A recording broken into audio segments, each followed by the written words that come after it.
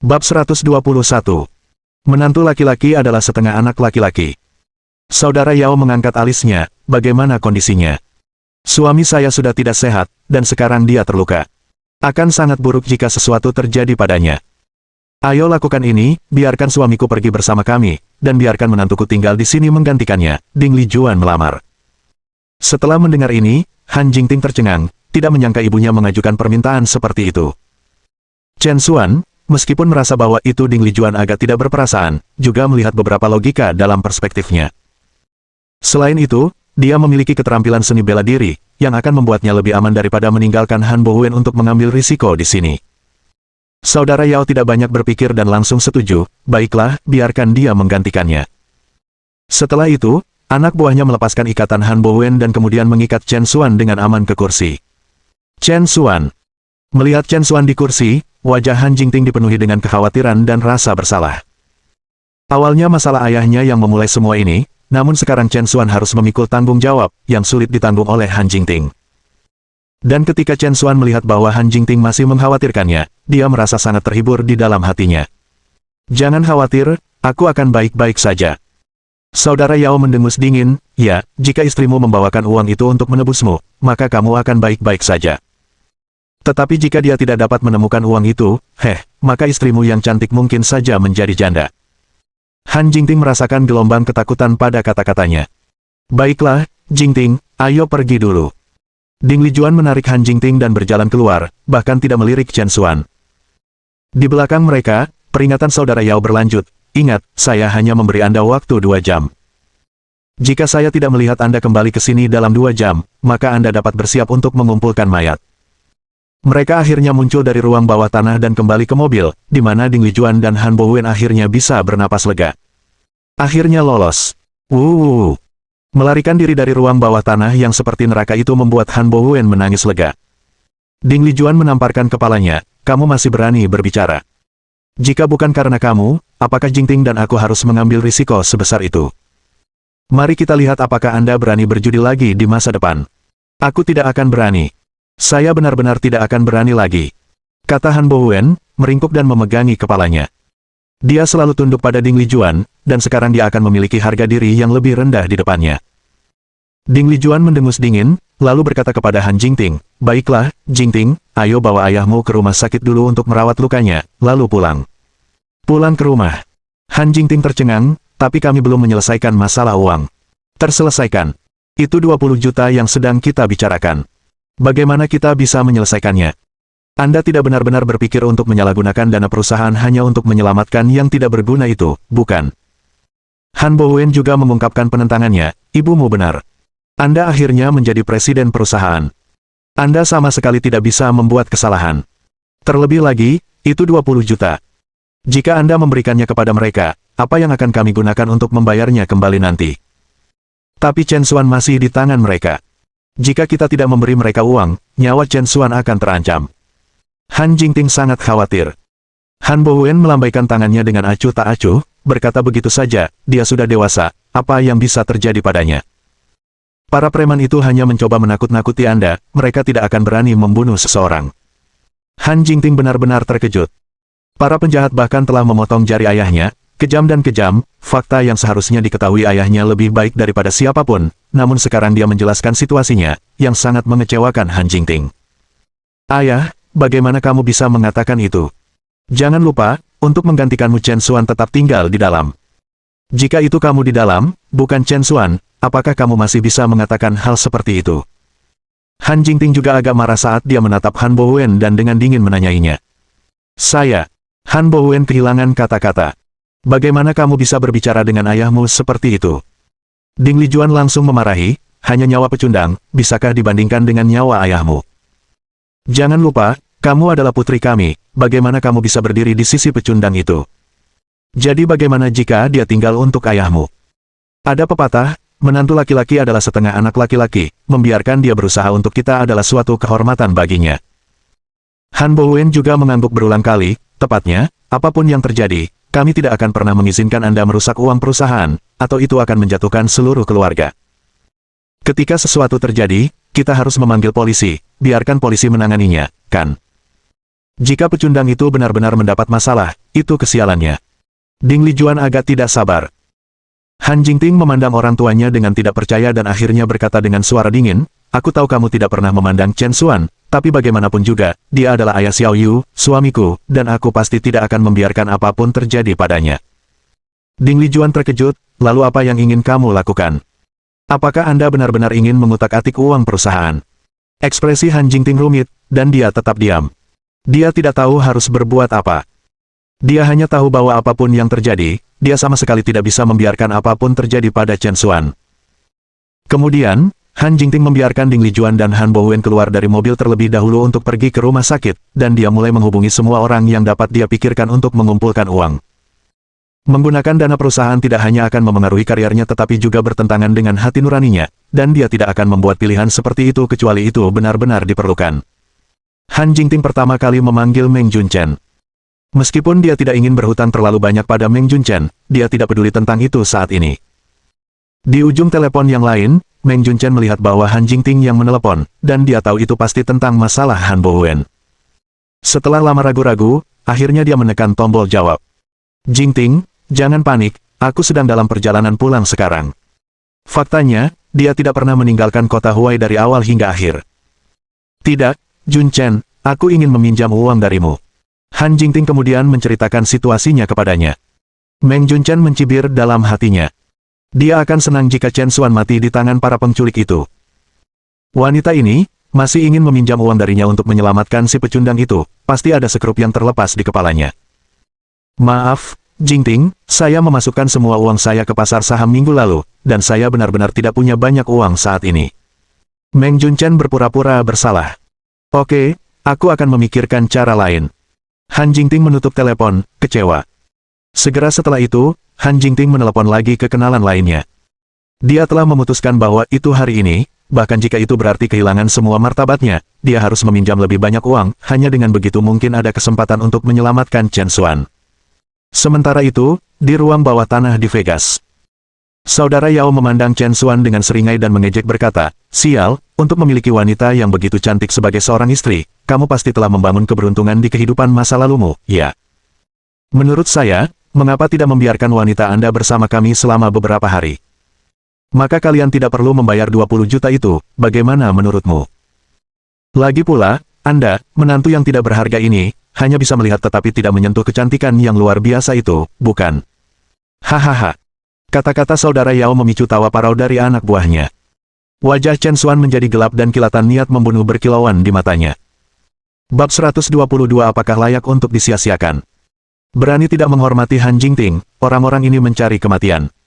Saat pikiran Chen Xuan bergerak, jarum bunga persik di sakunya siap untuk mengungkapkan niat membunuhnya.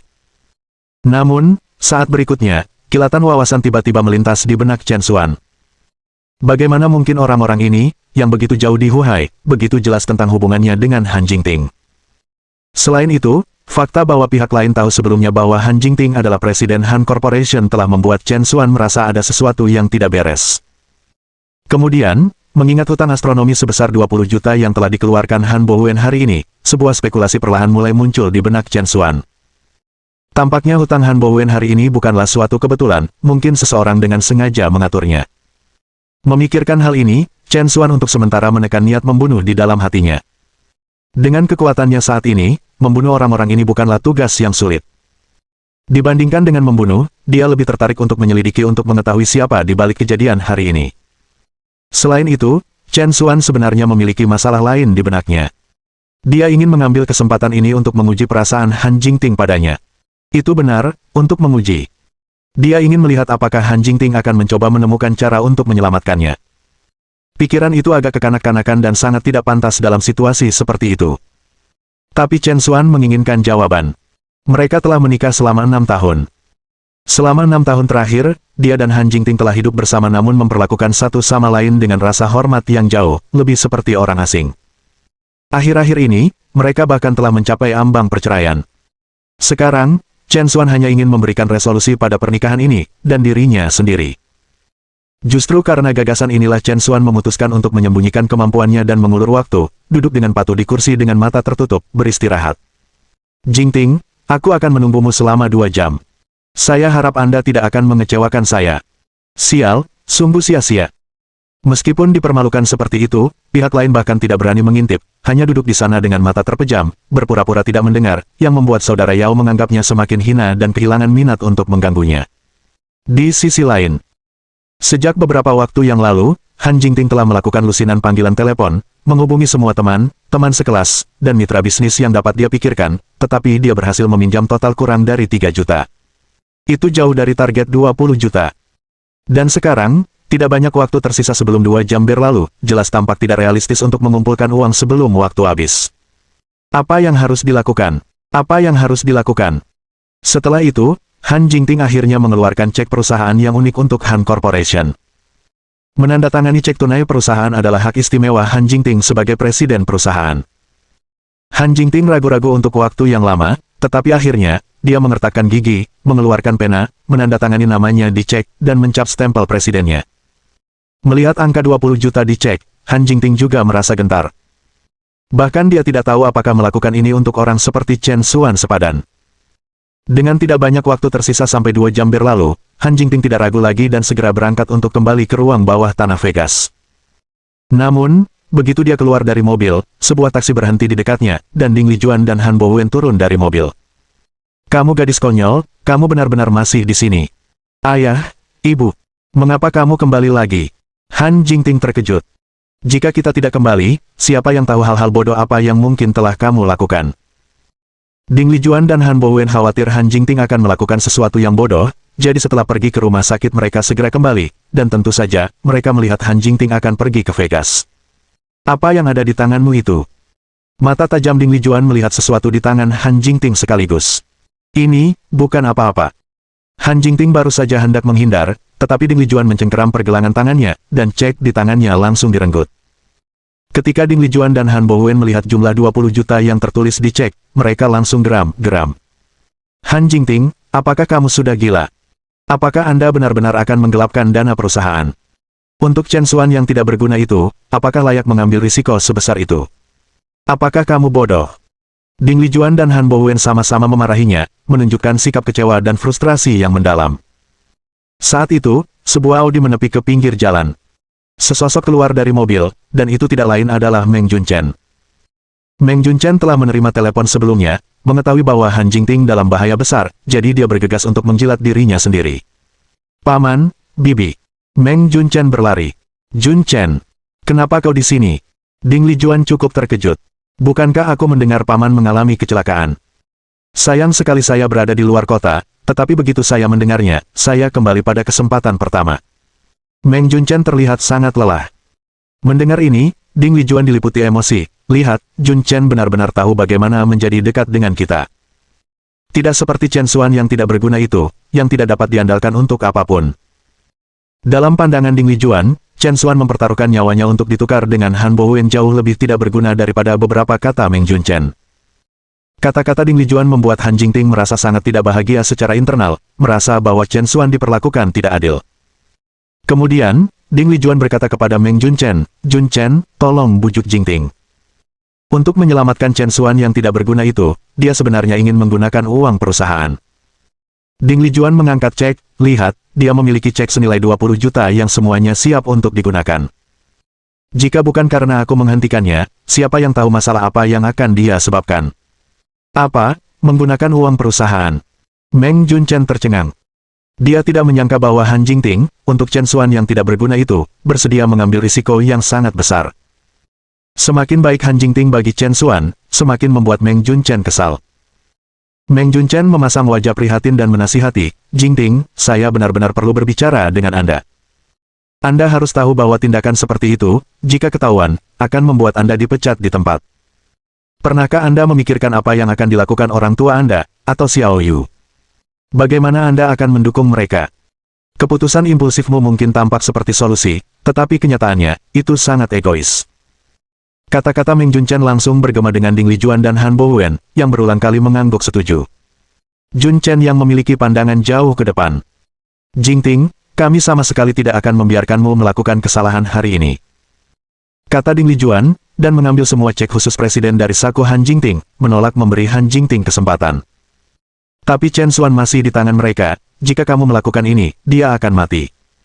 Han Jingting sangat cemas sehingga dia hampir menangis. Meng Junchen, bagaimanapun, dengan percaya diri berkata, "Jangan khawatir, saya sudah menelepon polisi." Dalam situasi seperti itu, memanggil polisi adalah tindakan yang paling bijaksana. Secara alami, Meng Junchen tidak begitu baik hati. Ketika dia menelepon polisi sebelumnya, dia hanya menyebutkan melihat seseorang tewas di ruang bawah tanah itu. Pada saat polisi, yang tidak mengetahui bahwa itu adalah penculikan, akan masuk. Para penculik, melihat polisi, pasti akan mengira mereka datang untuk mereka, dan akan langsung merobek tiketnya. Dengan cara ini, Meng Junchen bisa membunuh dengan pisau pinjaman, menghilangkan masalah Chen Xuan untuk selamanya. Bahkan Meng Junchen sendiri merasa puas dengan kelicikannya sendiri. Chen Xuan, oh Chen Xuan, begitu kamu mati, istrimu akan menjadi milikku, wanita Meng Junchen. Bab 123 kesedihan lebih besar dari patah hati. Apa, kamu menelepon polisi? Han Jingting tercengang. Para penculik sudah mengatakan bahwa jika mereka berani memanggil polisi, mereka akan langsung merobek tiketnya, yang akan membuat Chen Xuan dalam bahaya yang lebih besar. Tapi Ding Lijuan bertindak seolah-olah itu adalah hal yang benar untuk dilakukan, memanggil polisi adalah langkah yang benar. Di saat seperti ini, seseorang harus memanggil polisi. Jun Chen, kaulah yang telah mempertimbangkan segalanya. Han Bowen juga menimpali, tepatnya, mari serahkan masalah ini ke polisi, mereka pasti akan menanganinya dengan baik, dan kita tidak perlu khawatir lagi. Han Jingting tidak bisa berkata-kata. Ketika ayahnya, Han Bowen, berada di tangan para penculik, ibunya dengan keras menentang panggilan polisi. Namun sekarang, dengan Chen Xuan di tangan para penculik, dia berkata bahwa Meng Junchen telah memikirkan semuanya dengan matang. Standar ganda itu terlalu mencolok. Dan ayahnya, Han Bowen, yang secara khusus mengingatkan mereka melalui telepon untuk tidak menelepon polisi sebelumnya, sekarang mengabaikan hidup atau mati Chen Xuan. Pada saat itu, Han Jingting merasa sangat kecewa dengan tindakan orang tuanya. Pada saat itu, Han Jingting tampaknya akhirnya memahami situasi yang dihadapi Chen Xuan di rumah mereka. Ditindas setiap hari oleh orang tua yang sombong dan egois pasti sulit untuk ditanggung. Baiklah, karena polisi sudah dipanggil, ayo kembali dan tunggu kabar. Perjalanan ini hampir membunuhku karena kelelahan. Ding Lijuan menepuk bahunya, menunjukkan sikap lelah tapi mementingkan diri sendiri. Bibi, masuk ke mobil, aku akan membawamu kembali. Meng Junchen dengan proaktif membuka pintu mobil. Jun Chen adalah yang paling bisa diandalkan. Ding Lijuan memujinya sambil tertawa. Setelah Ding Lijuan dan Han Bowen masuk ke dalam mobil, Meng Junchen kemudian melihat ke arah Han Jingting. Jingting, apakah kamu masuk? Namun, ekspresi Han Jingting dingin. Kamu mengambil orang tuaku dulu. Saya akan menunggu di sini sampai Chen Xuan keluar. Ding Lijuan segera menunjukkan ketidaksenangannya, bergumam di dalam mobil, semua cek Anda telah diambil oleh saya, apa gunanya menunggu di sini? Saya tidak mengerti apa bagusnya pemborosan yang membuat Anda begitu tidak mau melepaskannya. Jun Chen, jangan pedulikan dia, kita akan pergi dulu. Meng Junchen, melihat betapa bersikupnya Han Jingting, merasa agak tidak senang. Jingting, ingatlah untuk meneleponku jika kamu butuh sesuatu, katanya. Setelah itu, Meng Junchen, bersama dengan Ding Lijuan dan Han Bowen, segera pergi. Di dalam mobil, Ding Lijuan terus mengeluh dan bahkan mengemukakan rencana Han Jingting untuk menyelamatkan Chen Xuan dengan cek 20 juta. Cek 20 juta. Meng Junchen, yang sedang mengemudi, melirik tangan Ding Lijuan dan melihatnya memasukkan uang 20 juta itu ke dalam saku mantelnya. Ekspresi kompleks berkedip di mata Meng Junchen. Menyaksikan mobil yang surut, Han Jingting menghela nafas tanpa daya. Awalnya, dengan cek 20 juta itu, dia bisa menukar Chen Xuan sebelum polisi tiba. Tapi sekarang, dia tidak bisa berbuat apa-apa. Saat Han Jingting mengkhawatirkan, dia melihat lusinan mobil melaju ke arahnya dari kejauhan. Mobil-mobil berhenti tepat di dekat Han Jingting, memblokade pintu masuk ke ruang bawah tanah dengan sangat rapat sehingga air tidak bisa keluar. Kemudian pintu mobil terbuka, dan ratusan pria berotot berbaju hitam keluar dari mobil. Mereka semua membawa senjata seperti parang, dan beberapa memiliki senjata yang disarungkan di pinggang mereka. Han Jingting benar-benar tercengang dengan pemandangan di hadapannya. Adegan konflik geng seperti ini, dia hanya melihatnya di film, dia tidak pernah menyangka akan menyaksikannya secara langsung hari ini. Hei, cantik, lebih baik kamu cepat keluar dari sini, hati-hati dengan percikan darah. Salah satu pria kekar setengah bercanda pada Han Jingting. Ketakutan, Han Jingting segera menyalakan mobil dan pergi dari tempat kejadian dalam sekejap. Sementara itu, di ruang bawah tanah. Saudara Yao, 2 jam sudah habis, seorang bawahan mengingatkannya. Saudara Yao melirik arlojinya dan segera memutar nomor telepon Han Jingting. Namun, setelah beberapa kali mencoba, tidak ada yang menjawab panggilan tersebut. Persetan, berani mempermainkanku. Saudara Yao, dengan geram, menendang bangku di dekatnya dan menghampiri Chen Xuan. Sial, sepertinya istrimu yang cantik tidak peduli dengan hidupmu. Menjadi laki-laki dan berakhir seperti ini, kamu benar-benar gagal, saudara Yao meludahi dengan mengejek. Pada saat itu, ekspresi Chen Xuan tenang, tetapi hatinya diselimuti kegelapan. Memang, dia seharusnya tidak pernah menaruh harapan pada keluarga Han. Ding Lijuan dan Han Bowen adalah satu hal, tapi dia tidak menyangka Han Jingting juga tidak berperasaan. Saudara Yao, apa yang harus kita lakukan dengan anak ini? Salah satu bawahan bertanya. Wajah saudara Yao terpelintir karena kedengkian, potong salah satu tangannya dan kirimkan ke istrinya terlebih dahulu. Mengerti, saudara Yao. Bawahannya mengambil parang dan mengangkatnya seolah-olah akan menyerang.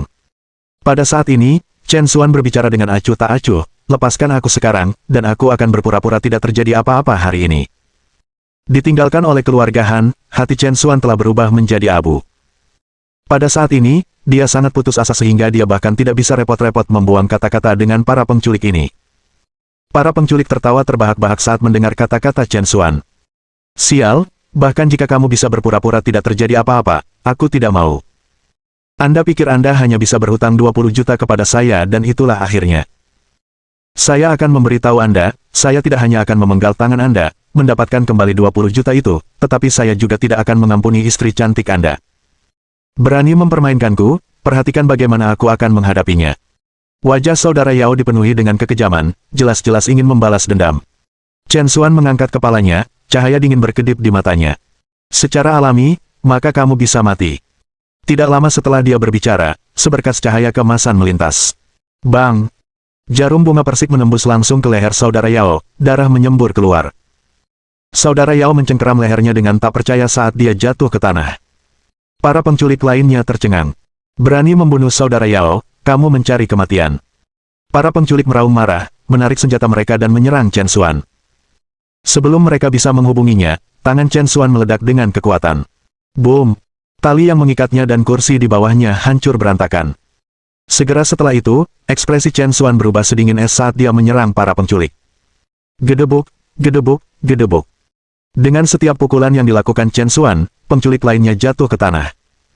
Hati Chen Xuan dipenuhi dengan kekecewaan dan kemarahan terhadap keluarga Han, serangannya kejam, masing-masing mematikan. Para penculik yang tersisa ketakutan. Selama mereka menjaga tempat ini, mereka tidak pernah bertemu dengan seseorang yang galak seperti Chen Xuan. Sementara itu, saat Chen Xuan melawan para penculik, seseorang telah menelepon. Kakak Long, masalah di kasino. Semenit kemudian, semua penculik jatuh ke tanah, banyak yang tewas dan keadaan hidup tidak jauh lebih baik, masing-masing terluka parah dan menjerit kesakitan. Chen Xuan tidak melihat mereka lagi dan menuruni tangga, berencana untuk pergi dengan segala martabat seorang raja. Tapi saat itu, teriakan marah meletus, kamu membunuh anak buahku dan mengira kamu bisa pergi. Apakah Anda benar-benar berpikir Geng Wanlong adalah vegetarian? Bab 124. Aku ingin mati, bisakah kamu membunuhku? Begitu suara itu berakhir, puluhan pria kekar yang membawa senjata menyerbu masuk. Pemimpinnya tidak lain adalah Lei Wanlong. Melihat 10 atau lebih pria yang dipukuli tergeletak di tanah, wajah Lei Wanlong menjadi masam. Vegas ini adalah aula utama Geng Wanlong, dan kasino adalah tempat utamanya untuk berhubungan dengan berbagai orang. Itu telah dibuka selama bertahun-tahun, dan tidak ada yang pernah berani menimbulkan masalah di sini. Namun sekarang, anak muda yang bodoh ini entah dari mana memiliki keberanian untuk membunuh seseorang di wilayahnya. Ini sama sekali mengabaikan Geng Wanlong. Sialan, menjatuhkan begitu banyak anak buahku sendirian, kamu cukup tangguh. Katakan padaku, bagaimana kamu ingin mati? Lei Wanlong berkata mengancam, menatap Chen Xuan. Ekspresi Chen Xuan tetap tenang. Duduk di kursi, dia menyalakan sebatang rokok dan menarik napas, lalu menatap Lei Wanlong dan berbicara dengan santai, aku ingin mati, tapi bisakah kamu membunuhku? Sial! Lei Wanlong tertawa karena sangat marah, bertanya-tanya apakah dia salah dengar. Selama bertahun-tahun ini, kamu adalah orang pertama yang berbicara dengan Lei Wanlong seperti itu. Jika saya tidak memberi Anda pelajaran hari ini, saya telah menjalani hidup saya tanpa hasil. Dengan itu, Lei Wanlong melambaikan tangannya, dan selusin pria kekar menyerang langsung ke arah Chen Xuan. Selusin pria ini adalah penegak elit Lei Wanlong, cukup terampil, dan Lei Wanlong sangat percaya diri pada mereka. Namun, yang terjadi selanjutnya adalah perubahan drastis dalam ekspresi Lei Wanlong. Begitu selusin pria mendekati Chen Xuan mengambil kaki kursi dari tanah dan menyerang mereka. Dengan satu ayunan, kepala penegak utama terbuka, darah menyembur keluar saat dia jatuh ke tanah tanpa suara. Kemudian, Chen Xuan melanjutkan serangannya. Dalam sekejap mata, semua lusin penegak elit turun dan keluar. Seluruh cobaan itu hanya memakan waktu 1 menit. Orang-orang dari geng Wanlong tersentak, dan kelopak mata Lei Wanlong berkedut tak terkendali. Siapa sebenarnya orang ini yang bisa menjatuhkan selusin penegak elitnya dalam 1 menit? Setelah berurusan dengan selusin penegak hukum, rokok di tangan Chen Xuan bahkan belum padam. Dia mengambil kepulan lagi dan menatap Lei Wanlong, meniup cincin asap sebelum dengan santai berkata, "Jadi kamu Lei Wanlong. Bagaimana kabar anakmu Reddy akhir-akhir ini?" Kata-kata Chen Xuan menghantam Lei Wanlong seperti sambaran petir, membuatnya terpana, untuk sesaat tidak dapat bereaksi. Saudara Long, dia adalah Chen dari kota Huai. Grandmaster Lu di sisinya segera mengenali identitas Chen Xuan dan membisikkan pengingat. Faktanya, Grandmaster Lu merasakan deja vu ketika dia melihat Chen Xuan karena dia telah melihat fotonya setelah insiden dengan Reddy, dan sekarang, mendengar Chen Xuan menyebutkannya, dia yakin. Pria ini adalah Tuan Chen yang penuh teka-teki yang telah melukai Reddy dengan parah dan membantu Cui Fengjiu memusnahkan Black Tiger Hall. Setelah mendengar ini, Lei Wanlong terkejut, lalu wajahnya berubah dari keheranan menjadi amarah. Sial, jadi kamu itu Chen Xuan. Lei Wanlong mengertakkan giginya karena benci. Dia belum membalas pemukulan Reddy dan inilah musuh bebuyutannya, dengan berani menyebabkan masalah di wilayahnya sendiri. Lei Wanlong pada dasarnya berhati-hati, percaya bahwa lambat dan mantap memenangkan perlombaan, tetapi bagaimanapun juga, ini adalah kandang geng Wanlong. Jika dia tidak mengambil kesempatan ini untuk membalas dendam, dia akan menyedihkan. Tutup kasino, panggil bantuan. Atas perintah Lei Wanlong, beberapa bawahan segera mengeluarkan walkie-talkie dan meneruskan perintah tersebut. Hanya dalam 10 menit, kasino dikosongkan, dan lebih dari 100 anggota geng Wanlong di lantai atas Vegas membanjiri kasino seperti air pasang. Biasanya, Chen Xuan mungkin tidak memberi Lei Wanlong kesempatan untuk meminta bantuan. Tapi hari ini, karena pengabaian keluarga Han yang membuatnya benar-benar kecewa, Chen Xuan memiliki kemarahan di dalam dirinya yang siap meledak. Para anggota geng Wanlong baru saja mengalami gangguan saraf. Yah, aku ingin melihat seberapa banyak masalahmu, kru yang beraneka ragam, bisa muncul. Chen Xuan berjalan keluar dari ruang bawah tanah ke jantung kasino. Di kasino yang berkilauan, dengan lebih dari 100 penegak berkumpul, itu adalah lautan orang, pemandangan yang luar biasa.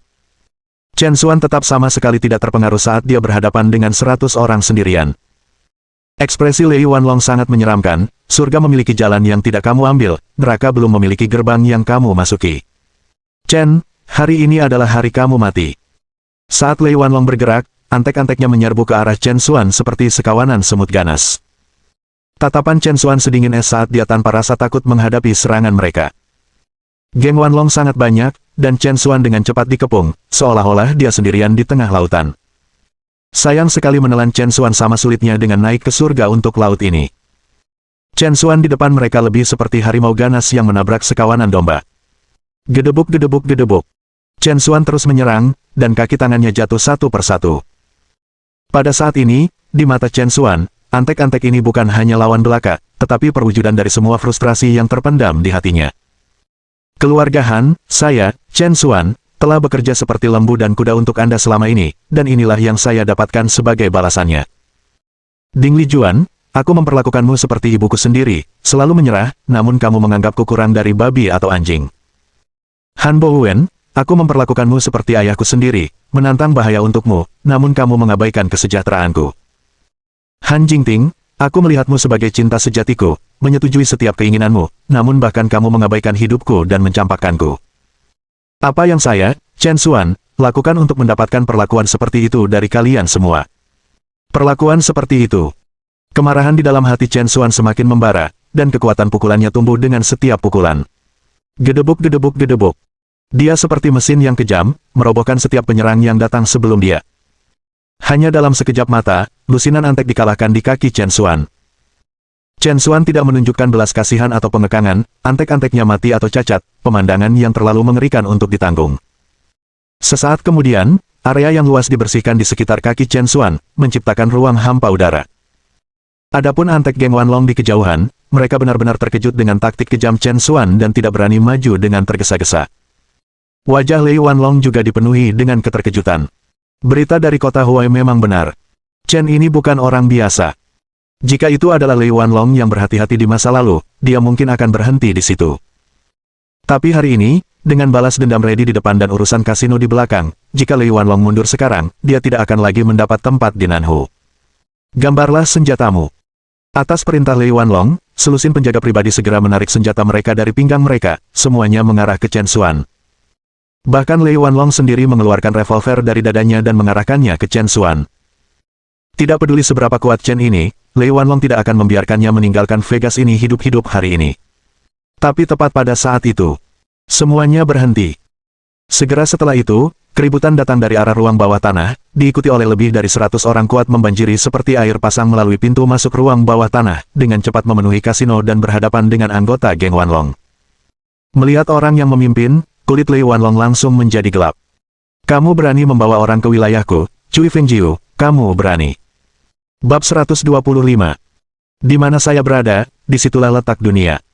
Memang, orang yang membawa orang bersamanya adalah Cui Fengjiu. Sebelumnya, setelah menerima telepon dari Chen Xuan dan mengetahui bahwa Chen Xuan sedang menuju ke wilayah Lei Wanlong, dia sudah merasakan ada sesuatu yang tidak beres, jadi dia segera membawa orang-orang bersamanya dan bergegas melintasi bermil-mil. Tidak sampai saat ini, ketika dia melihat Chen Xuan masih aman dan sehat, Cui Fengjiu akhirnya melepaskan kekhawatirannya. Lei Wanlong, bantu aku, mari kita biarkan masalah hari ini berlalu, katanya. Lei Wanlong mencibir, sial, kamu ingin aku memberimu wajah. Baik, tapi saya harus bertanya, ketika Reddy berada di kota Huai, apakah Anda pernah memberi saya wajah? Saya. Cui Fengjiu kehilangan kata-kata. Ekspresi Lei Wanlong sangat menyeramkan saat dia melanjutkan, jangan lupa, ini Nanhu. Anda benar-benar berani membawa orang ke wilayah saya, tahukah Anda bahwa Anda telah melewati batas? Hari ini, belum lagi pria dengan nama keluarga Chen ini, bahkan kamu, Cui Fengjiu, seharusnya tidak berpikir untuk meninggalkan Nanhu dengan mudah. Sikap Lei Wanlong mendominasi dan suaranya bergema kuat, seperti singa yang marah menyatakan wilayahnya. Wajah Cui Fengjiu menjadi gelap, jadi tidak ada ruang untuk berdiskusi. Lei Wanlong membuang cerutu di tangannya, diskusikan pantatku. Tembakan terbuka. Atas perintah Lei Wanlong, lebih dari selusin pria bersenjata menarik pelatuknya secara bersamaan. Termasuk pistol di tangan Lei Wanlong, lebih dari selusin peluru bersiul ke arah Chen Xuan dari segala arah. Tidak ada jalan keluar, di mata Lei Wanlong, lawannya sudah mati. Namun, tepat sebelum peluru bisa mencapainya, Chen Xuan dengan cepat menghindar ke belakang, melarikan diri dari area tembakan. Bang bang bang. Semua peluru meleset. Cui Fengjiu terkejut, dia tidak menyangka Lei Wanlong begitu kejam untuk melepaskan tembakan tanpa ragu-ragu. Saat Cui Fengjiu hendak memerintahkan klub Feng Huo untuk bergabung dalam pertarungan, Chen Xuan berkata dengan dingin, jangan ikut campur. Pada saat yang singkat Cui Fengjiu tertegun, Chen Xuan sudah melakukan gerakan lain. Dadanya penuh dengan kemarahan untuk keluarga Han, dia bermaksud untuk menyelesaikan situasinya sendiri hari itu. Chen Xuan melangkah maju, meraih leher seorang pria bersenjata, dan menggunakannya sebagai perisai manusia, mendorong ke depan. Puff puff puff. Peluru yang mengenai perisai manusia menyebabkan semburan darah menyembur dari punggung pria bersenjata itu. Mengambil kesempatan ini, Chen Xuan telah mencapai Lei Wanlong. Lei Wanlong terkejut, buru-buru mengarahkan pistolnya, dan menarik pelatuknya tanpa ragu-ragu. Bang! Peluru kaliber besar ditembakkan, tetapi Chen Xuan sudah mengangkat senjatanya tepat pada waktunya. Peluru itu mengenai dahi seorang pria bersenjata, membunuhnya seketika. Sebelum Lei Wanlong bisa bereaksi, Chen Xuan menendangnya, dan jarum bunga persik yang tajam sudah menempel di tenggorokannya. Lei Wanlong berkeringat dingin, dan Grandmaster Lu dan yang lainnya di sampingnya benar-benar tercengang. Mereka tidak pernah bisa bermimpi bahwa, dengan lebih dari selusin pria bersenjata di pihak mereka menembaki sasaran, lawan masih bisa melepaskan diri dan memberikan pukulan fatal. Pada saat itu, semua pembunuh bayaran geng Wanlong berhenti menembak, dan tidak ada yang berani bergerak lagi. Cui Fengjiu juga berdiri di sana, tertegun. Sepertinya dia telah meremehkan kekuatan Tuan Chen. Chen Xuan menunduk menatap Lei Wanlong di tanah dan berbicara dengan acuh tak acuh, sekarang giliranku untuk bertanya padamu. Katakan padaku, bagaimana kamu ingin mati? Kepala Lei Wanlong berdengung seolah meledak. Dia telah berada di Jianghu selama bertahun-tahun, melewati banyak badai, namun dia tidak menyangka akan jatuh ke tangan pemuda seperti itu hari ini. Grandmaster Lu, yang berada di samping mereka, buru-buru angkat bicara, Tuan Chen. Tuan Chen, tolong tenangkan amarahmu, mari kita bicarakan ini. Sebagai ahli strategi Lei Wanlong, Grandmaster Lu sangat menyadari bahwa hal terpenting saat ini adalah menyelamatkan nyawa Lei Wanlong, tanpa itu, segala sesuatu yang lain tidak ada gunanya.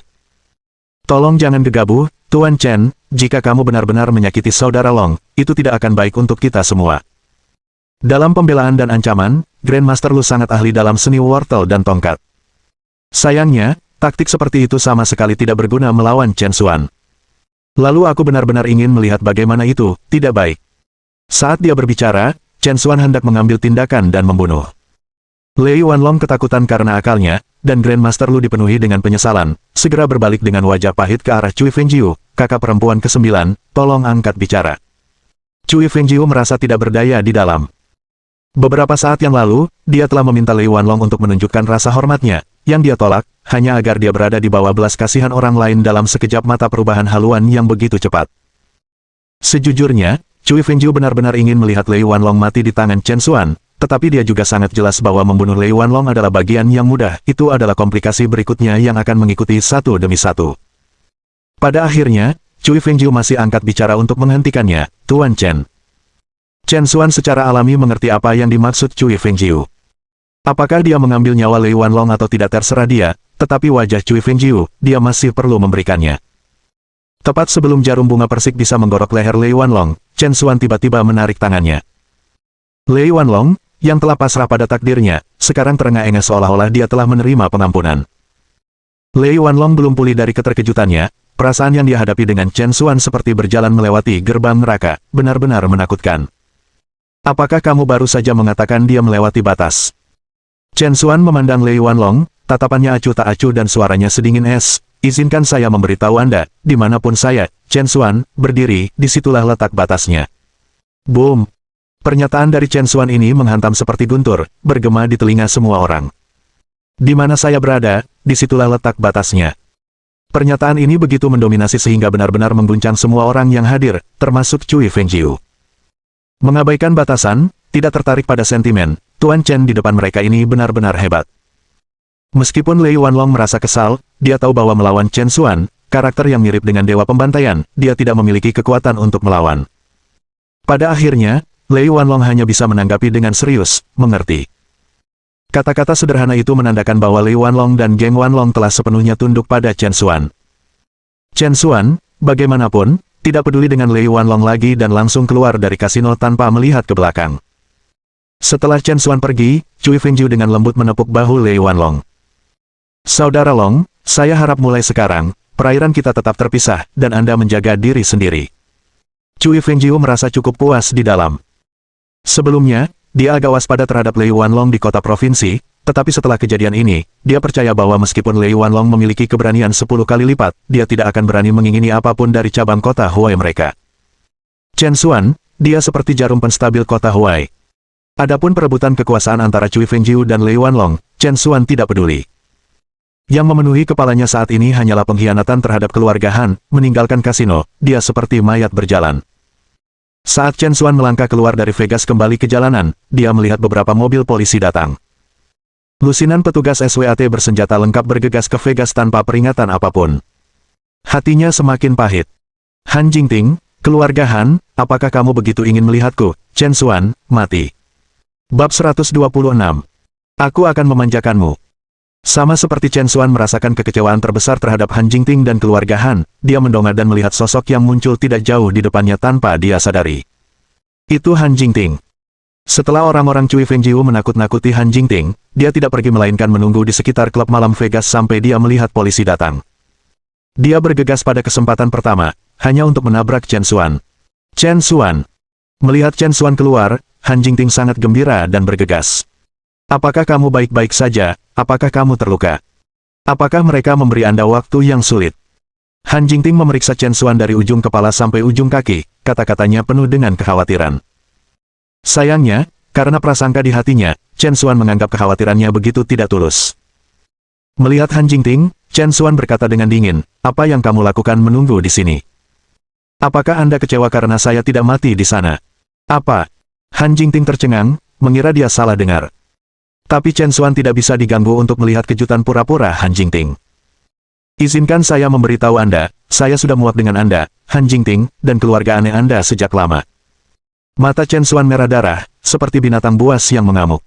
Bukankah ini hanya tentang menginginkan perceraian? Mengapa harus melalui kesulitan dan usaha seperti itu? Kapanpun Anda senggang, bawalah saja perjanjian cerai. Aku akan mengabulkan keinginanmu. Setelah mengatakan ini, Chen Xuan berbalik dan pergi tanpa sepatah kata pun. Untuk pernikahan ini, dia telah bertahan selama 6 tahun penuh. Selama 6 tahun itu, keluarga Han telah memukulinya, mencemoohnya, menipunya, dan mempermalukannya. Namun dia telah menanggung semuanya, memperlakukannya semanis madu. Hutang Chen Xuan kepada keluarga Han, kepada Han Jingting-nya, telah dilunasi.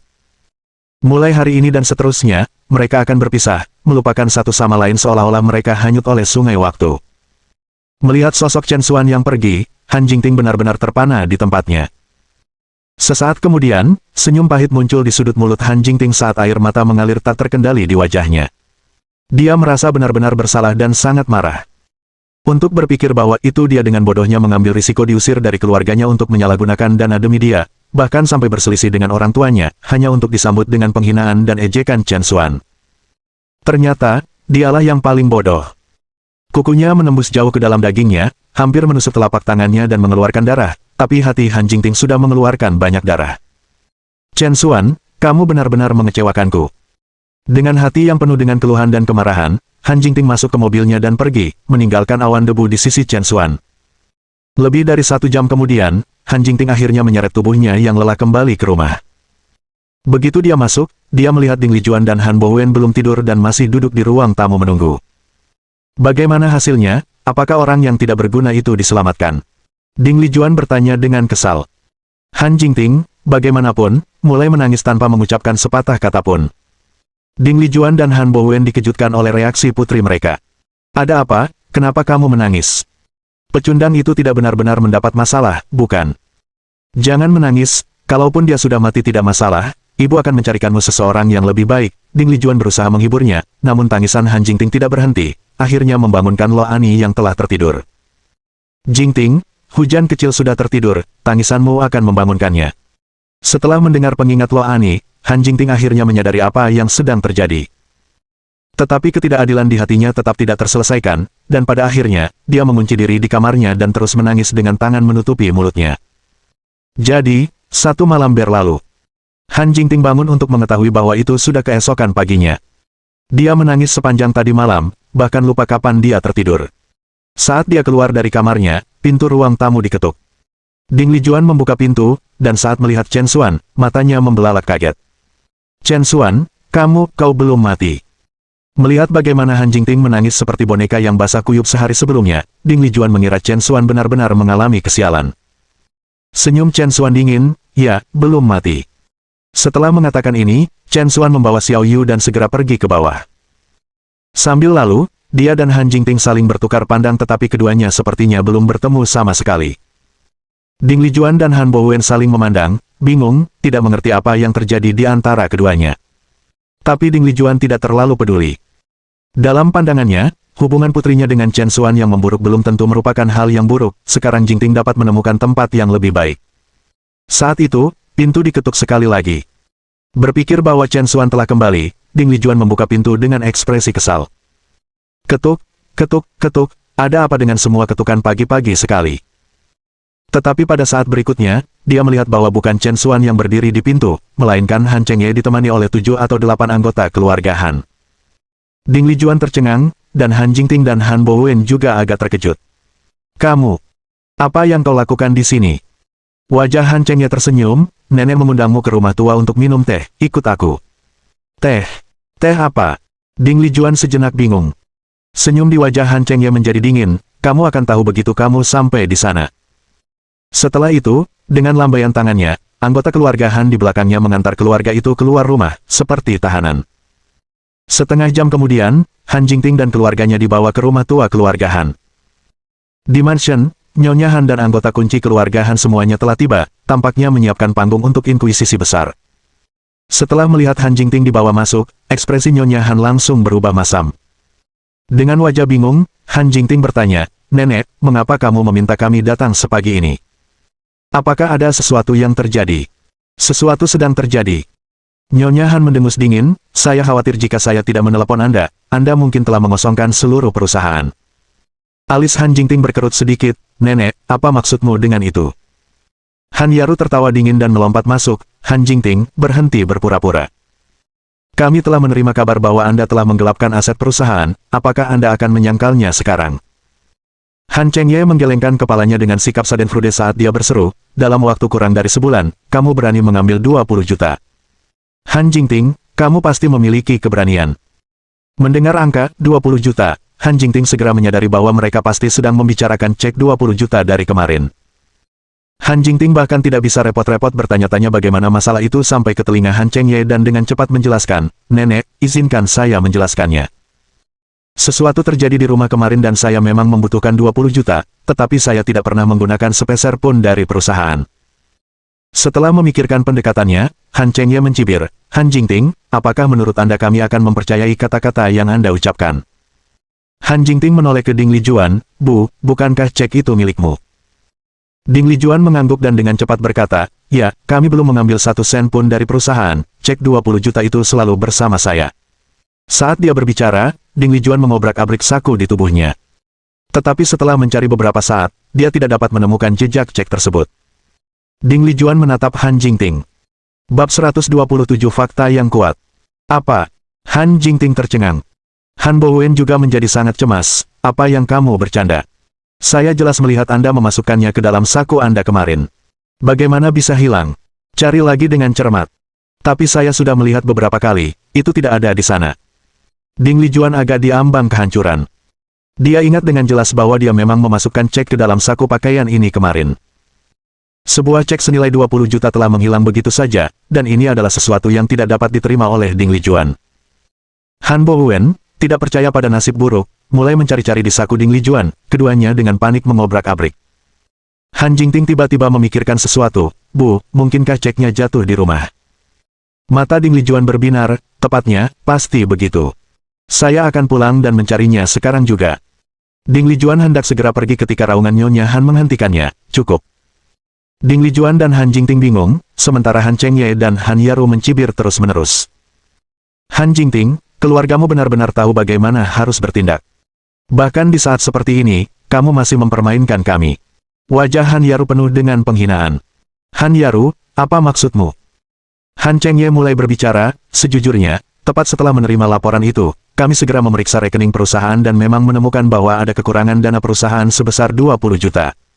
Apa? Han Jingting terkejut. Han Chengye melanjutkan, selain itu, kami telah mengkonfirmasi dengan bank bahwa seseorang menggunakan cek yang ditandatangani secara pribadi oleh Anda pagi ini dan menarik 20 juta langsung dari bank. Han Yaru melemparkan catatan akuntansi perusahaan dan catatan penarikan bank di depan Han Jingting. Semuanya ada dalam warna hitam putih, buktinya meyakinkan. Han Jingting, mari kita lihat bagaimana kamu akan menyangkalnya kali ini. Han Jingting mengambil catatan dari tanah dan melihat sekilas, hanya untuk melihat bahwa cek yang disalin dari bank itu memang yang dia tanda tangani kemarin. Ini, bagaimana ini mungkin? Han Jingting tidak bisa menerima semua ini. Ding Lijuan dan Han Bowen juga benar-benar tercengang. Mereka tidak pernah membayangkan bahwa 20 juta pada cek itu telah diuangkan oleh seseorang. Pada saat ini, Nyonya Han benar-benar kehilangan kesabarannya. Dia berjalan lurus ke arah Han Jingting, bersandar pada tongkatnya. Pukul. Tamparan keras mendarat langsung di wajah Han Jingting. Han Jingting, aku sangat mempercayaimu, namun kamu telah melakukan hal yang sangat berbahaya dan tidak tahu berterima kasih. Nyonya Han gemetar karena marah, memukul lantai dengan tongkatnya yang berkepala naga. Nenek, aku tidak melakukannya. Saya telah dianiaya. Han Jingting diliputi keluhan, air mata mengalir tak terkendali. Diam. Han Chengye menunjuk Han Jingting dan memarahi dengan marah, dengan fakta yang tak terbantahkan di hadapan kami, Anda masih berani menyangkal, apakah menurut Anda kami semua bodoh? Para anggota keluarga Han juga dipenuhi dengan kemarahan yang benar. Setiap sen perusahaan mewakili kepentingan anggota keluarga Han, dan sekarang Han Jingting telah mengantongi seluruh 20 juta, yang merupakan sesuatu yang tidak dapat mereka toleransi. Melihat kesempatannya, Han Yaru dengan bersemangat melompat keluar dan menghasut lebih jauh, Nenek, sebagai presiden perusahaan, Han Jingting telah memperkaya dirinya sendiri dan menggelapkan dana publik, kamu tidak boleh melepaskannya begitu saja.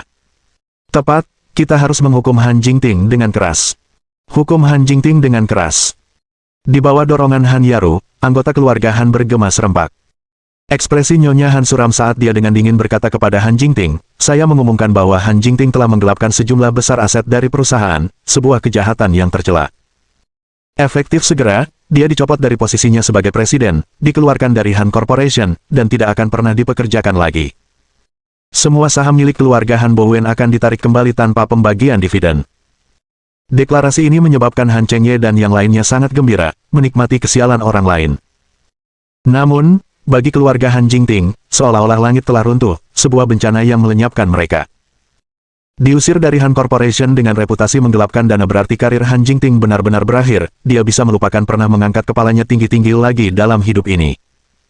Dan saham keluarga mereka, satu-satunya sumber dari seluruh pendapatan finansial mereka, sekarang diambil seluruhnya, mendorong keluarga mereka ke titik yang tidak dapat kembali. Selanjutnya, Nyonya Han melanjutkan, akhirnya, Anda memiliki waktu 1 bulan untuk mengembalikan 20 juta yang digelapkan kembali ke perusahaan, secara penuh dan tidak berubah. Jika tidak, keluarga Anda dapat bersiap menjadi tunawisma. Pelepasan informasi ini seperti jerami terakhir yang mematahkan punggung unta, membuat keluarga Han Jingting benar-benar putus asa. Itu adalah 20 juta, setelah semua. Bagaimana mungkin mereka bisa membayarnya kembali? Kali ini, keluarga mereka benar-benar menghadapi jalan tanpa jalan kembali. Keputusan tegas Nyonya Han, bagaimanapun, memenangkan sorak-sorai anggota keluarga Han. Nenek itu bijak. Nyonya Han kemudian mengumumkan, efektif hari ini, posisi Presiden Han Corporation secara resmi akan dipegang oleh Chengye. Terima kasih, Nenek. Han Chengye, sangat gembira, membenturkan dadanya dengan jaminan, yakinlah, Nenek, saya pasti tidak akan mengecewakan Anda, dan saya tidak akan pernah melakukan tindakan kotor seperti menggelapkan aset perusahaan seperti beberapa orang. Kata-kata Han Chengye memiliki target yang jelas saat dia melihat Han Jingting dengan mata penuh kemenangan. Dia telah mendambakan posisi Presiden Han Corporation selama bertahun-tahun, dan sekarang akhirnya jatuh ke tangannya. Han Jingting, kali ini kamu tidak akan pernah membalikkan keadaan. 10 menit kemudian, keluarga Han Jingting keluar dari kediaman lama di bawah kecaman dan hinaan dari anggota keluarga Han. Mereka memakai ekspresi kekalahan, seperti anjing yang kehilangan rumahnya. Han Jingting berkecil hati tetapi juga sangat tidak mau mengakui. Dia selalu menjadi orang yang kompetitif dan tidak dapat menerima kekalahan seperti ini, terutama dalam keadaan yang tidak jelas dan benar-benar sepi. Dia menolak untuk menerimanya. Dia bertekad untuk mencari tahu persis apa yang telah terjadi. Bu, apa sebenarnya yang terjadi dengan cek itu? Han Jingting bertanya dengan dingin. Mengetahui kelalaiannya sendiri yang telah membawa keluarga ke kesulitan seperti itu, Ding Lijuan juga merasa agak pengecut. Aku juga tidak tahu. Saya langsung pulang setelah pulang dari Nanho kemarin. Saya tidak pergi ke tempat lain. Saya tidak tahu bagaimana uang dari cek itu ditarik. Ding Lijuan tampak tertekan, hampir menangis karena kecemasannya. Han Jingting merasa bahwa Ding Lijuan tidak berbohong karena sejak dia kembali kemarin hingga pagi ini, dia memang tidak melihat Ding Lijuan pergi kemanapun. Tetapi jika Ding Lijuan bahkan tidak meninggalkan rumah, bagaimana cek itu sampai ke tangan orang lain? Dan siapa sebenarnya yang menarik uang dari cek itu? Selanjutnya, Han Jingting, bersama dengan Ding Lijuan dan Han Bowen, langsung pergi ke bank. Bank akan memiliki catatan. Tidak peduli siapa yang telah menarik uang itu, harus ada catatannya. Setelah menjelaskan situasinya kepada staf bank, mereka mengambil rekaman pengawasan dari pagi itu untuk mereka. Tiba-tiba, ketika mereka melihat dengan jelas wajah orang yang telah menarik 20 juta itu, mereka semua tercengang. Bab 128 urusan saya bukan urusan Anda. Di depan konter, orang yang telah mengambil 20 juta itu ternyata adalah orang asing yang belum pernah mereka lihat sebelumnya. Bagaimana ini bisa terjadi? Han Jingting benar-benar tercengang, dia tidak mengharapkan hasil seperti itu. Jika itu adalah seseorang yang mereka kenal, mungkin mereka akan memiliki cara untuk menghadapinya, tetapi sekarang, menghadapi orang asing yang belum pernah mereka temui sebelumnya, mencarinya seperti mencoba naik ke surga. Manajer bank menganalisis, Presiden Han, karena penarikan cek presiden tidak memerlukan kata sandi, jika orang ini tidak Anda kenal, saya pikir kemungkinan besar cek itu hilang. Yang bisa saya sarankan adalah Anda melaporkan ini ke polisi. Han Jingting sangat menyadari bahwa ini adalah satu-satunya pilihan sekarang. Selanjutnya, Han Jingting dan yang lainnya langsung melapor ke polisi. Meninggalkan kantor polisi, Han Jingting tampak sangat sedih dan putus asa. Meskipun polisi telah mengajukan kasus dan mengatakan mereka akan menemukan orang yang mengambil 20 juta itu sesegera mungkin, peluang untuk menemukannya dengan cepat tidaklah besar. Lebih jauh lagi, bahkan jika mereka akhirnya bisa melacak orang tersebut, noda pada Han Jingting karena menggelapkan aset perusahaan akan sulit dibersihkan. Han Jingting selalu disiplin diri, rajin dalam pekerjaannya, dan setelah mengambil alih Han Corporation, dia tidak pernah mengambil sepeser pun lebih dari yang seharusnya. Dia membenci beberapa anggota keluarga Han yang mengisi kantong mereka dengan uang perusahaan, menganggap mereka di bawahnya. Tapi sekarang, dia, seorang wanita semurni es dan sejernih batu giok, mendapati dirinya tercoreng secara tidak adil dengan tuduhan menggelapkan aset perusahaan. Bagi seseorang yang sombong seperti Jingting, ini lebih menyakitkan daripada kematian itu sendiri. Semakin Jingting memikirkannya, semakin dia merasa sedih sampai dia mendapati dirinya berjongkok di depan kantor polisi, menangis terseduh-seduh. Saat itu juga, "Nona Han," sebuah suara tiba-tiba berseru. Han Jingting mendongak dan melihat sosok cantik berdiri di hadapannya. Wanita itu menarik dan memancarkan kehadiran yang luar biasa, tidak diragukan lagi kecantikan yang langka. Itu tidak lain adalah Zheng Qingsui. Zheng Qingsui datang ke sini untuk menangani beberapa masalah kecil dengan Guan Hong dan tidak mengantisipasi tersandung pada Han Jingting sambil menangis di pintu masuk. "Kamu mungkin siapa?" Han Jingting bertanya dengan tatapan bingung pada Zheng Qingsui. Zheng Qingsui buru-buru menjawab sambil tersenyum, "Kami pernah bertemu sebelumnya di Taman Qinghai karena masalah tentang Xiao Yu. Nama saya Zheng Qingsui, teman Chen Xuan." Han Jingting berhenti sejenak, seluruh fokusnya terakhir kali adalah pada keselamatan Xiao Yu, dan dia tidak memperhatikan detail ini. Sekarang, dia ingat bahwa dia memang pernah melihat wanita ini bersama Chen Xuan di Taman Qinghai sebelumnya. Han Jingting juga terkejut bahwa Chen Xuan, yang biasanya berprestasi sedikit dan jarang berinteraksi dengan orang luar, mengenal wanita luar biasa seperti yang ada di hadapannya. Tiba-tiba, secerca kesadaran terlintas di benak Han Jingting, dan dia teringat sesuatu yang lain. Saat itu di dalam mobil, Chen Xuan telah menerima telepon dari seorang wanita yang ingin bertemu dengannya. Berkaca pada itu sekarang, bukankah suara di telepon persis sama dengan suara Zheng Qingsui yang berdiri di hadapannya? Senyum pahit melintas di wajah Han Jingting. Ternyata pria yang tampak jujur dan dapat diandalkan itu tidak setia dan dapat dipercaya seperti penampilannya, menyembunyikan hubungan sosial dan rahasia yang tidak dikenalnya. Dengan menyedihkan, dia telah mempertaruhkan penggelapan dana publik untuk pria yang tidak tahu berterima kasih itu. Berpikir ke belakang, jika dia tidak menandatangani namanya di cek itu, kejadian selanjutnya tidak akan terungkap, dan keluarganya tidak akan jatuh ke dalam situasi yang menyedihkan seperti itu. Pada saat ini, Han Jingting merasa sangat tidak berharga untuk dirinya sendiri. "Nona Han, ada apa? Apa yang terjadi?" Zheng Qingsui bertanya dengan prihatin. Ekspresi Han Jingting langsung berubah dingin, "Urusanku tidak membutuhkan campur tanganmu." Setelah menjatuhkan kata-kata itu, Han Jingting, mengenakan sepatu hak tingginya, langsung pergi, membuat Zheng Qingsui benar-benar bingung. Pada akhirnya, Zheng Qingsui tanpa daya menggelengkan kepalanya. "Wanita yang kasar dan sombong, saya benar-benar tidak melihat apa yang dia tawarkan kepada Chen Xuan." Chen Xuan tidak menyadari apa yang terjadi di pihak Han Jingting. Saat itu hari Sabtu, dan setelah menjemput Xiao Yu, Chen Xuan langsung membawanya ke taman hiburan anak-anak bernama Little Hero. Menjadi taman hiburan dalam ruangan terbesar untuk anak-anak di kota Huai dan ditambah dengan fakta bahwa itu adalah akhir pekan, tempat itu ramai dengan orang-orang. Xiao Yu telah membicarakannya berkali-kali sebelumnya, dan hari ini Chen Xuan akhirnya memiliki kesempatan, jadi dia membawa Xiao Yu ke sini. Begitu mereka masuk, Xiao Yu melihat semua jenis wahana hiburan baru, matanya berbinar kegirangan, dan dia tidak sabar untuk menyeret Chen Xuan untuk mencoba setiap wahana. Chen Xuan benar-benar menikmati waktu berharga bersama putrinya dan bersenang-senang sendiri. Setelah bermain tanpa henti selama lebih dari 2 jam, Xiao Yu masih penuh semangat. Pada akhirnya, dia menyeret Chen Xuan ke area kotak pasir. Ada beberapa anak di sini juga.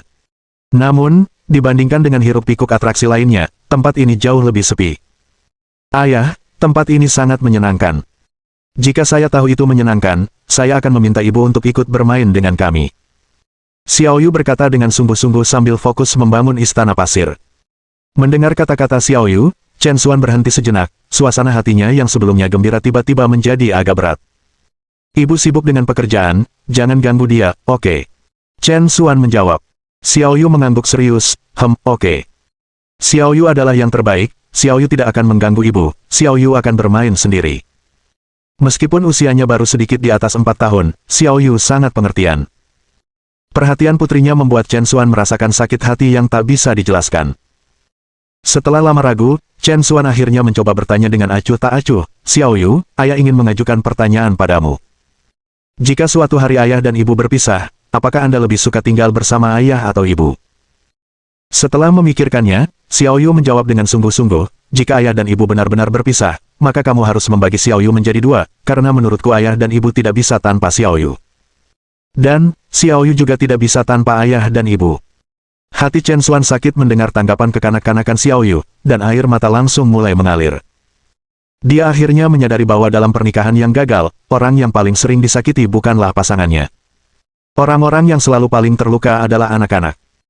Chen Xuan mengira dia telah sepenuhnya memutuskan untuk menceraikan Han Jingting setelah kejadian di kasino Nanhu itu, tetapi sekarang, mendengar jawaban Xiao Yu, dia mulai goyah lagi. Dia merasa dengan sungguh-sungguh bahwa, jika hanya untuk menghindarkan Xiao Yu dari luka apapun, bahkan jika pernikahan itu adalah sangkar, api penyucian, haruskah dia tetap menggertakkan giginya dan menanggungnya? Xiao Yu, kamu terus bermain di sini, ayah akan pergi ke sana untuk membelikanmu sebotol jus. Tidak ingin putrinya melihat air matanya, Chen Xuan berdiri dan pergi.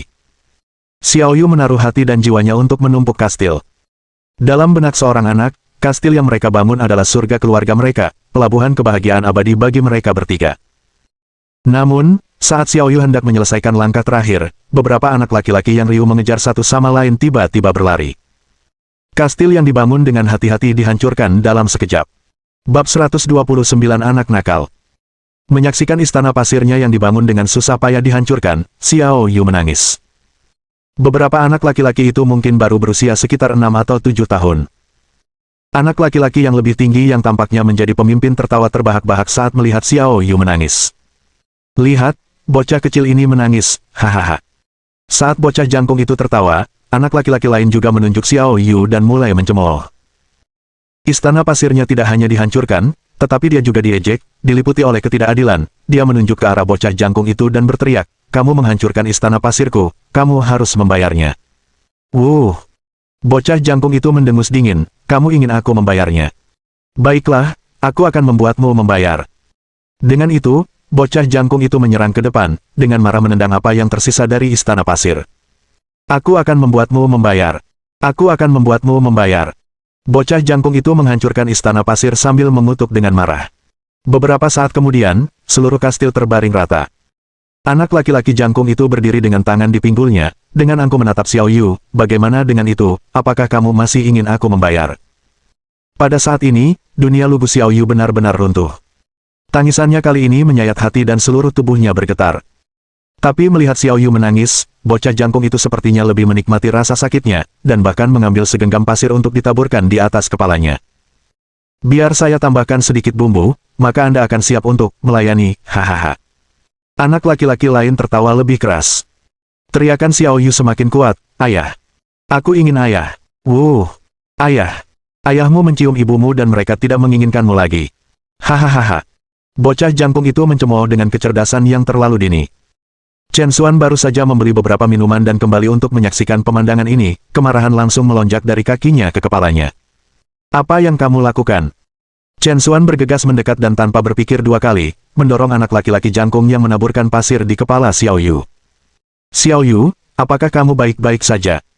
Melihat Xiao Yu menangis seperti sosok kecil yang menangis dengan rambut penuh pasir, hati Chen Xuan terasa sakit.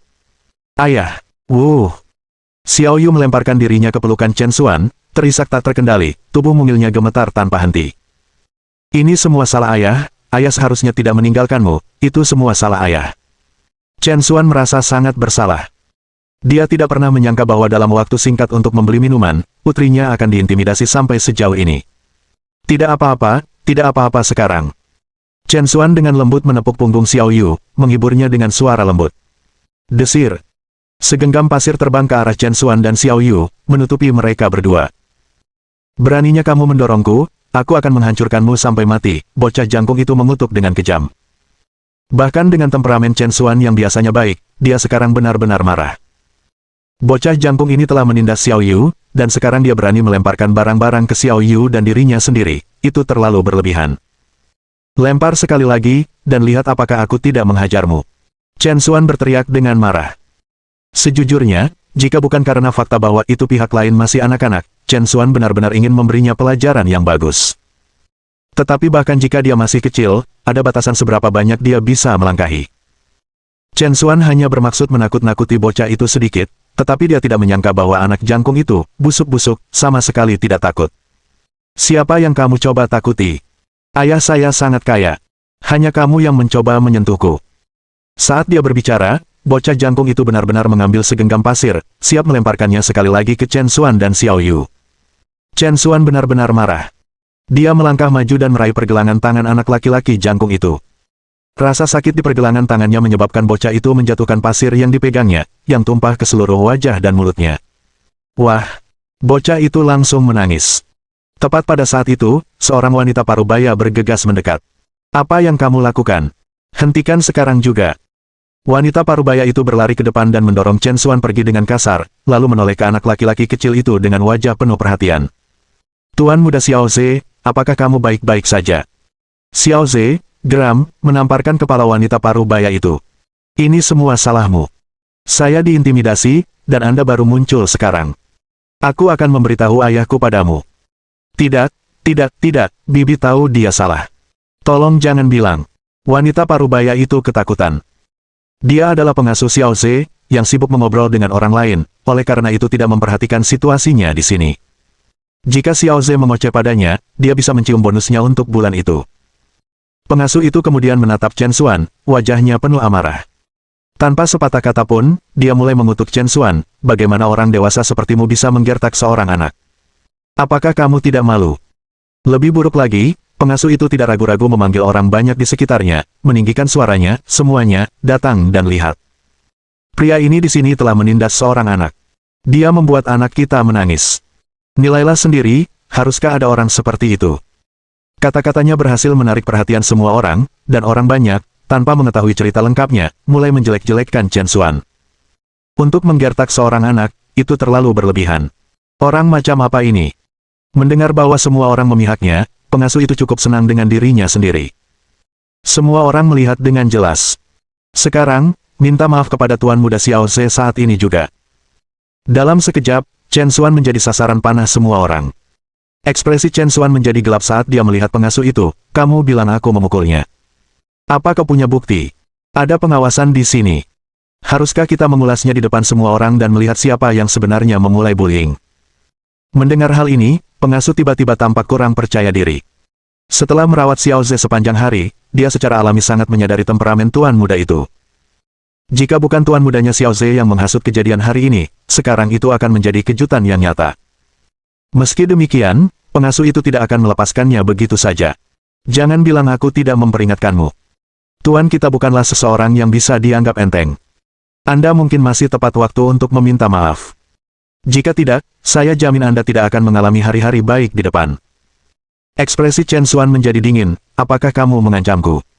Saat dia berbicara, niat membunuh dengan cepat memenuhi udara, menyebabkan pengasuh itu bergidik. Jadi, kamu tidak akan meminta maaf, iya. Baiklah, kalau begitu aku tidak punya pilihan selain meminta tuan kita untuk datang. Jangan menyesali ini nanti. Dengan itu, pengasuh segera menelepon. 10 menit kemudian, 7 atau 8 pengawal berjas hitam mengawal seorang pemuda saat mereka menyerbu dengan mengancam. Menyadari ciri-ciri pemuda itu, banyak orang di kerumunan dapat mengidentifikasinya. Surga, bukankah itu Lu Jie, Tuan Muda Lu? Lu Jie. Nama itu terdengar familiar, siapa itu? Kamu tidak tahu. Dia adalah ketua Jiao Corporation, salah satu dari 10 perusahaan terkemuka kota Huai. Ayahnya sebenarnya adalah pembangkit tenaga listrik yang sebenarnya dia adalah Lu Kangsheng. Lu Kangsheng. Sekretaris Kepala Kota Huai, Lu Kangsheng. Ya ampun, sepertinya anak ini benar-benar telah menyinggung perasaan seseorang yang penting kali ini. Bab 130 beritahu dia siapa saya. Di mata semua orang, baik itu Lu Jie, Ketua Jiao Corporation, atau Lu Kangsheng, Sekretaris Utama, keduanya sama sekali bukan individu yang dapat dengan mudah disinggung. Semua orang merasa bahwa Chen Xuan, yang sekilas terlihat seperti orang biasa, benar-benar menabrak pelat besi kali ini. Begitu Lu Jie memasuki taman bermain anak-anak, dia berteriak mengancam. Siapa orang bodoh buta yang berani menggertak anakku Lu Jie? Tunjukkan dirimu padaku sekarang. Semua orang di taman bermain dikejutkan oleh teriakan Lu Jie yang memerintah, mereka semua terdiam dan mengalihkan perhatian mereka ke arahnya. Xiao Ze bergegas ke sisi Lu Jie dan menunjuk Chen Xuan, segera mulai menuduhnya, ayah, ini orang ini. Dia tidak hanya memukul saya tetapi juga membuat wajah saya terkena pasir. Meskipun Xiao Ze masih muda, dia sangat ahli dalam berperan sebagai korban terlebih dahulu. Kamu berbohong. Ayahku tidak memukulmu sama sekali. Jelas kaulah yang menghancurkan kastilku terlebih dahulu dan kemudian membuang pasir ke kepalaku. Xiao Yu menjelaskan kebenarannya dengan sungguh-sungguh. Xiao Ze langsung memasang tatapan galak. Kamu gadis nakal yang berani balas bicara. Aku akan merobek mulutmu. Xiao Ze berbicara, dan sebenarnya hendak menyerang Xiao Yu, yang sangat ketakutan sehingga dia dengan cepat bersembunyi di belakang Chen Xuan. Xiao Ze jelas-jelas serius untuk menyerang, namun Lu Jie, sebagai seorang ayah, tidak menunjukkan niat untuk mendisiplinkannya, mirip dengan seseorang yang menonton adegan yang hidup. Saat tangan Xiao Ze hendak meraih Xiao Yu, kekuatannya tidak ringan. Punggung tangan Xiao Ze langsung memerah. Faktanya, Chen Xuan menahan diri karena pihak lain masih anak-anak. Jika tamparan itu mendarat di wajahnya, Xiao Ze mungkin tidak akan bisa berdiri. Xiao Ze, setelah menerima tamparan itu, membuka mulutnya dan mulai menangis dengan keras. Ekspresi Lu Jie langsung menjadi gelap. Sialan, kamu berani memukul anakku tepat di depanku. Anda jelas tidak menganggap saya, Lu Jie, serius sama sekali. Chen Xuan mengejek, kamu melihat putramu menyerang putriku dan tidak melakukan apa-apa, bukankah itu karena kamu pikir kamu memiliki keuntungan dengan lebih banyak orang untuk menggertak orang lain? Ekspresi Lu Jie sedikit berubah, memang, ini adalah pemikirannya yang sebenarnya. Chen Xuan melanjutkan, dibutuhkan orang tua sepertimu untuk membesarkan anak seperti itu. Karena Anda tidak akan mendisiplinkan anak Anda dengan benar, saya akan melakukannya untuk Anda. Tepuk tangan persetujuan datang dari kerumunan. Sebagai orang tua sendiri, yang kemungkinan pernah mengalami situasi serupa, mereka bisa menebak siapa yang benar dan siapa yang salah hanya dengan melihat sikap arogan Xiao Ze. Oleh karena itu, mereka sangat mendukung tindakan dan kata-kata Chen Xuan. Lu Jie, bagaimanapun, sangat marah, bagaimana saya mendisiplinkan anak saya bukanlah urusan sialan Anda. Menuduhku menggertak dengan kekuatan, iya. Izinkan saya memberitahu Anda, saya Lu Jie, Ketua Jiao Corporation, dan ayah saya Lu Kangsheng, Sekretaris Kepala Kota Huai. Jika kamu tahu apa yang baik untukmu, bawa putrimu dan minta maaf kepada putraku sekarang. Jika tidak, saya akan memberitahu Anda hari ini apa arti intimidasi nyata dengan kekuatan. Lu Jie meledak dengan amarah, terlihat sombong dan percaya diri.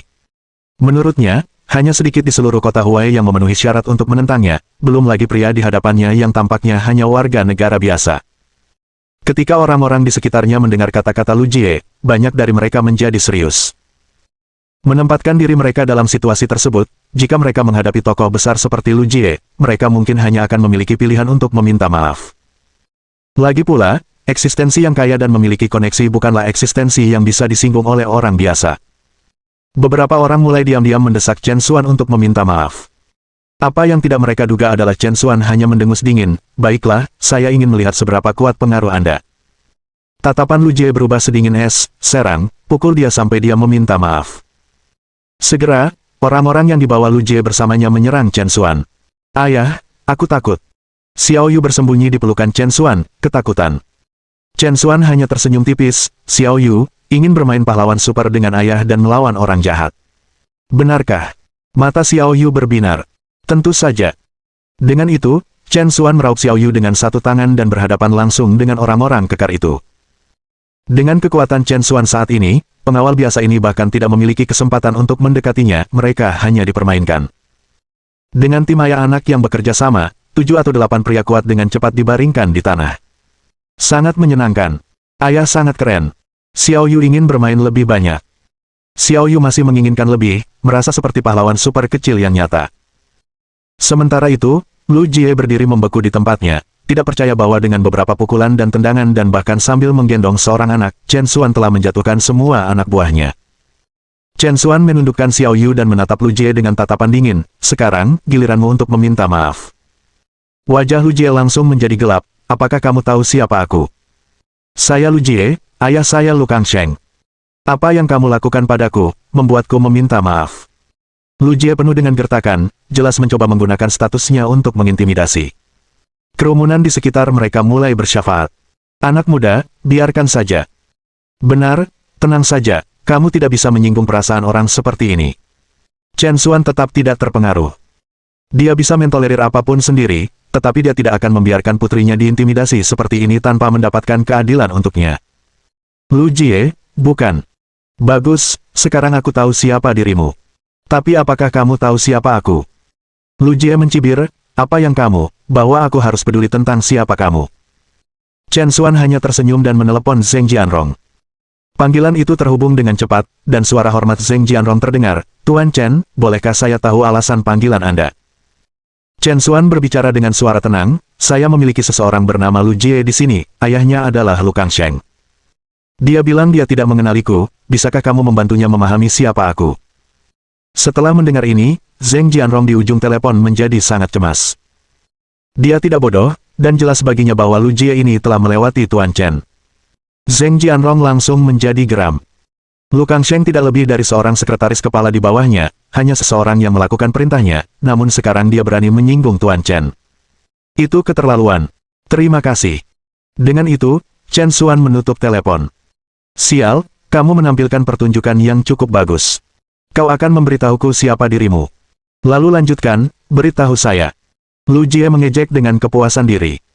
Ekspresi Chen Xuan tetap tenang, katanya untuk memberimu waktu 3 menit. Lu Jie mendengus, 3 menit, iya.